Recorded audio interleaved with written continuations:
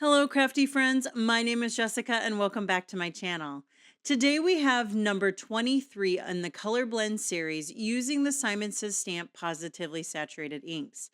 For today, we're going to be using Flannel, Earl, and Charcoal. These are some of the cool toned grays that are included in this set so far.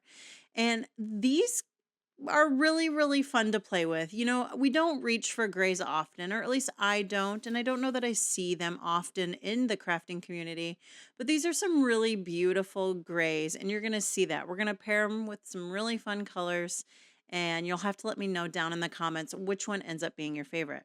Now, I can't talk about ink blending without talking about my favorite paper. This is Simon Says Stamps 130-pound smooth ultra thick white cardstock. This is the paper that I have been using exclusively, not only for this color blend series, but pretty much exclusively for my color blends for quite a while. There are other papers on the market, such as Bristol Smooth, Not Your Mama's Cardstock, the hammer mill that people love to foil with, and I've also heard recently that Gina K's Alabaster is also really great to blend with. So there are a lot of options. I just encourage you to find the one that you like best and be sure to use that moving forward as long as you're getting the results that you want. So here we are with Flannel, Earl, and Charcoal. Like I said, this is more of a cool toned gray, especially on the Charcoal and Earl end, but Flannel is a little bit more warm, but I do think that they end up pairing very well together, and I really love the panels I created today. So this is, again, Flannel, Earl, and Charcoal. We're going to go ahead and do a quick clean, and then we're going to go ahead and move into the second panel. This is a fun one. We're going to go and get started with Melon, Watermelon, and Flannel. So Flannel's the lightest color there at the top of the panel up in the corner, and then we're pairing it with a very light orange and a very bright pink. This panel almost got away from me, but I think I saved it in the end. A tip I like to give in these ink blending videos is to be sure that you go in light-handed, especially with your more saturated colors like watermelon. You want to go in light-handed because you can always add ink. You cannot take it away. And I found that I went in really light, as you can see here, and then sometimes my heavy hand just has a minds of its own, and I end up making a really heavy mark, and then I find myself right here trying to correct that by just adding additional ink more and more until it gets to where I want it to be.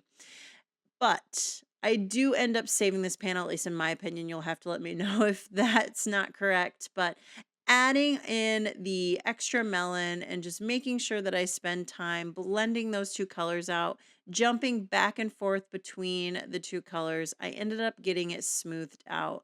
I was a little worried down here because flannel is a lighter gray. I almost pivoted and decided to put in charcoal just because of the harsh lines that I did get with the watermelon. I should have smoothed those out before putting my brush down when I originally added it. But what I ended up doing is just pulling that watermelon up into the flannel and then pulling the flannel down to meet that watermelon again and ended up being able to smooth out those harsh lines. What's really fun about these inks, if you're not familiar with them, is they do start out very saturated and very pigmented, and sometimes they look a little splotchy because of that, but they dry back beautifully. So pay attention to the panels in the upper left-hand corner. You're going to watch them slowly change over time. Even before we get to the end, they're going to smooth back and look really great.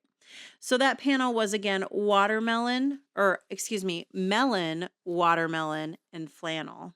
Now we're moving on to panel number 3, and we're going to throw in some blue, greens, and green with Earl. This is Tropic, Artichoke, and Earl. Really love Tropic. It is one of my favorite colors. I know I probably say that a lot, and those of you who've been here since the beginning are probably like, Jessica, they're all your favorite, or at least there's 1 to 2 in every video that is your favorite. But I do quite enjoy color. I tend to lean towards these pooly green, blue colors, and this is definitely right up my alley. So I did check all of these panels, or not panels, ink pads before I got started to see if they needed to be re-inked. I ended up re-inking a few of them, mostly my grays. I do notice even with my black ink pad that the grays that lend towards more of the darker black colors need to be re-inked a little bit more than say the yellows.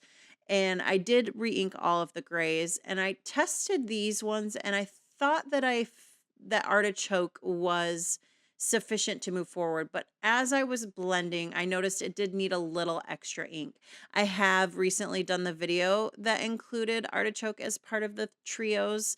I'll link that up above, but it probably could have used a re-ink after that video since I did use it a little bit more heavily.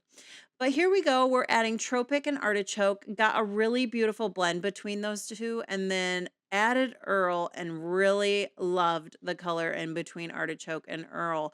That blended so beautifully, and I'm really happy with this panel. This would look really great with a little mountain scene. Simon Says Stamp has a stamp set that I can imagine that would look really great stamped on this, and then embossing it in gold and maybe adding a birthday sentiment on it and sending it to one of the menfolk in my life. So now we're just going to go ahead and do a quick clean and move on to the last panel. I'm going to go ahead and move those over so you can see them.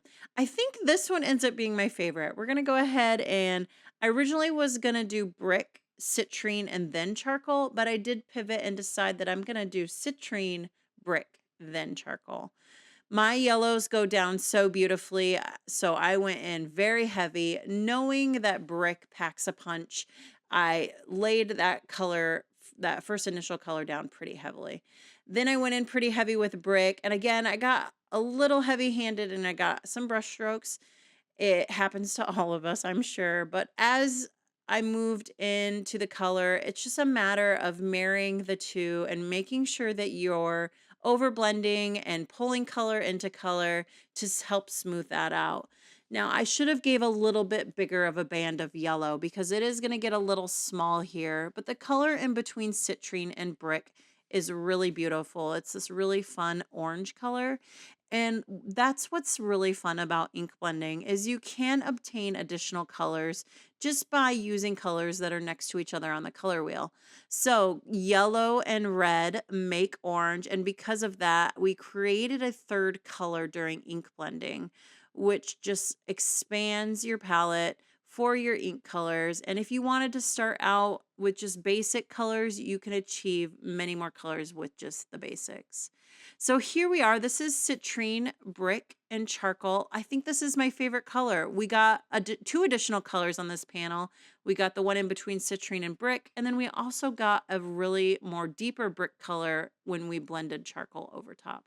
So now we're going to do a quick clean, and then we're going to move into drying these panels off camera. Typically, I do like to let them air dry, but for the sake of video, we're going to go ahead and hit them with our heat gun.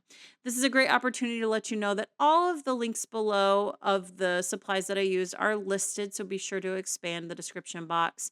And just know that all of the links are affiliate links. And what that means is if you click with me and do a little shopping, I do receive a small commission at no cost to you. So look at how beautifully these panels dried back. The biggest color I noticed was the flannel in the melon and watermelon panel. Definitely lightened up a lot more.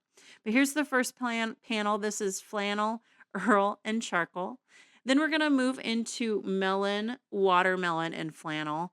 Ooh, I might have to change my mind. I'm really loving that pinky gray color that we're getting in between flannel and watermelon. So this panel, oh, it's so hard to choose some videos. Now this is Tropic, Artichoke, and Earl.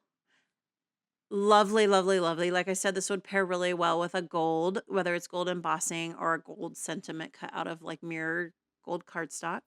And then we're going to round this video out with citrine, brick, and charcoal. And that's the video for today. Thank you for joining me. Be sure to let me know which one you like down below. And I want to just say thanks for being here.